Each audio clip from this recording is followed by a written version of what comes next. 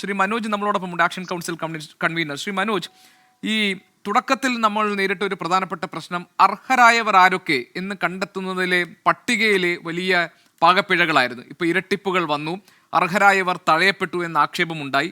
ഇപ്പോൾ സർക്കാർ പറയുന്നു മനോജ്, 2025 ജനുവരി 25 ആകുമ്പോഴേക്കും ഈ ടൗൺഷിപ്പിൽ വീടുകൾക്ക് അർഹരായ ആളുകൾ ആരൊക്കെയാണ്, ഗുണഭോക്താക്കളായി മാറേണ്ടവർ ആരൊക്കെയാണ്, അവരുടെ അന്തിമമായ പട്ടിക പ്രസിദ്ധീകരിക്കുമെന്നാണ്. പിന്നെ ഈ ഓരോരുത്തർക്കും അവരുടെ ഉപജീവനം മുന്നോട്ട് കൊണ്ടുപോകാൻ അവരുടെ ഇടയിൽ ഒരു സർവേ നടത്തിയിട്ടുണ്ട്. അവരുടെ ആവശ്യങ്ങൾ എന്തൊക്കെയാണ് എന്ന് സർക്കാർ മനസ്സിലാക്കി അതിനനുസരിച്ചായിരിക്കും തുടർന്ന് അവരുടെ ഉപജീവനത്തിനുള്ള ഒരു മാർഗം സർക്കാർ കണ്ടെത്തി കൊടുക്കുക എന്ന് മുഖ്യമന്ത്രി ഇന്ന് പറഞ്ഞു. അതിനും പുറമെ ഈ വീട് വെച്ചു കൊടുക്കുന്നതുമായി ബന്ധപ്പെട്ട് ഇപ്പോൾ ടൗൺഷിപ്പിന് പുറത്ത് ആളുകൾക്ക് സാധാരണ നിലയിൽ ഇതിനകത്ത് 10 ലക്ഷം രൂപയാണ് നൽകുന്നതെങ്കിൽ പുത്തുമലയുടെ കാര്യത്തിൽ അങ്ങനെയാണ് സംഭവിച്ചതെങ്കിൽ 15 ലക്ഷം രൂപ ടൗൺഷിപ്പിന് പുറത്ത് വീട് ടൗൺഷിപ്പിന്റെ ഭാഗമാകാൻ ആഗ്രഹിക്കാത്തവർക്ക് അത് കൊടുക്കാൻ സർക്കാർ തയ്യാറാണ്. അപ്പോൾ ഇതൊരു സമ്പൂർണ്ണ പദ്ധതി, സമ്പൂർണ്ണമായ ഒരു പുനരധിവാസ പദ്ധതി എന്ന നിലയിലാണ് മുഖ്യമന്ത്രി ഇന്ന് ഇതിൻ്റെ കാര്യങ്ങളൊക്കെ കൃത്യമായി വിശദീകരിച്ചുകൊണ്ട് അദ്ദേഹം അവതരിപ്പിച്ചിരിക്കുന്നത്. ഇതിലെന്തെങ്കിലും പിഴവുകളോ പോരായ്മകളോ ആക്ഷൻ കൗൺസിൽ കാണുന്നുണ്ടോ?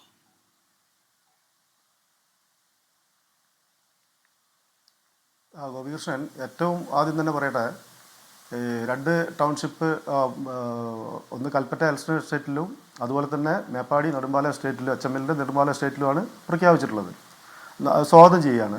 കാരണം നല്ല രീതിയിലുള്ള ഒരു ടൗൺഷിപ്പാണ് മുഖ്യമന്ത്രി പറഞ്ഞിട്ടുള്ളത്, അവതരിപ്പിച്ചിട്ടുള്ളത്. അത് ഞങ്ങൾ സ്വാഗതം ചെയ്യാം. പക്ഷേ അവിടെ ഈ 5 സെൻറ്റിലും 10 സെൻറ്റിലും എന്ന വേർതിരിവ് ഞങ്ങൾക്ക് അത് വലിയൊരു പ്രയാസം ഉണ്ടാക്കിയിട്ടുണ്ട്. കാരണം അതൊരിക്കലും അംഗീകരിക്കാൻ കഴിയില്ല. കാരണം ഞങ്ങളങ്ങനെ ഇടുങ്ങി ഇപ്പോൾ ഏതോ വലിയ സിറ്റികളിലൊക്കെ 5 സെൻറ്റ് എന്ന് പറയുമ്പോൾ ഓക്കെയാണ്. നമ്മളൊരു ഗ്രാമത്തിൽ 15ഉം 20ഉം 50 സെൻറ്റ് വരെ സ്ഥലങ്ങൾ ഉണ്ടായിരുന്ന ആളുകൾ, 50 സെൻറ്റിൽ വരെ വീടുകൾ ഉണ്ടായിരുന്ന ആളുകൾ ഒരു 5 സെൻറ്റിലേക്ക് ചുരുങ്ങുക എന്ന് പറയുന്നത് ഒരിക്കലും നമുക്ക് ചിന്തിക്കാൻ കഴിയുന്ന ഒരു കാര്യമല്ല.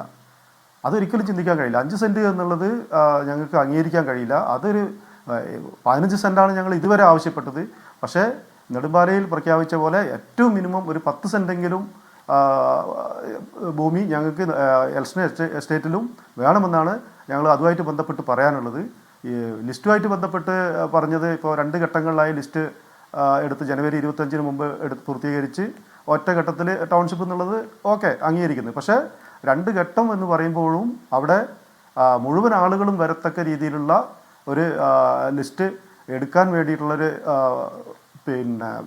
പദ്ധതിയാണ് ഉണ്ടാകേണ്ടത്. കാരണം ഇപ്പം തന്നെ മുഴുവനായിട്ട് പോയ വീടുകൾ മാത്രമാണ് ഈ 1ാം ഘട്ട ലിസ്റ്റിൽ വന്നിട്ടുള്ളത്. ഡബിളിങ് വന്നതൊക്കെ നമുക്ക് മാറ്റി നിർത്തിയാൽ പോലും മുഴുവനായിട്ട് പോയ വീടുകൾ മാത്രമാണ് വന്നിട്ടുള്ളത്.